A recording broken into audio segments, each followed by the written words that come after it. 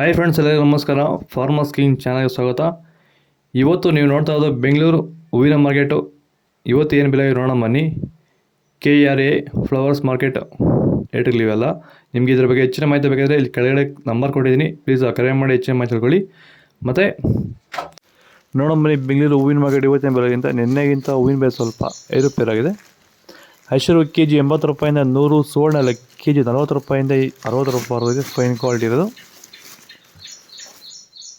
ಚೆಂಡು ಬೆಲ್ಲ KG 20 ರೂಪಾಯಿಂದ 40, ಚೆಂಡು ರೆಡ್ KG 20 ರೂಪಾಯಿಂದ ಫೈನ್ ಕ್ವಾಲಿಟಿ 40 ರೂಪಾಯಿವರೆಗೂ ಹೋಗಿದೆ. ಮೆರಬಲ್ KG 40 ರೂಪಾಯಿಂದ 80, ಮ್ಯಾರಿಗೋಲ್ಡ್ KG 20 ರೂಪಾಯಿಂದ 50 ರೂಪಾಯಿವರೆಗೂ ಹೋಗಿದೆ.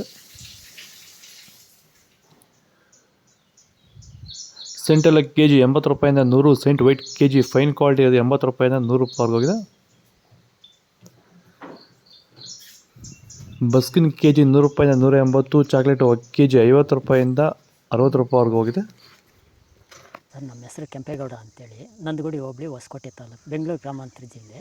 ಈ ತೋಟದಲ್ಲಿ ನೀವು ವಿಲ್ಟನ್ನು ಯಾವ ರೀತಿ ಕಂಟ್ರೋಲ್ ಮಾಡ್ಕೊಂಡಿದ್ದೀರಾ ಸರ್? ಈ ತೋಟ ಸರ್, ಮುಂಚೆ ವಿಲ್ಟ್ ಇತ್ತು.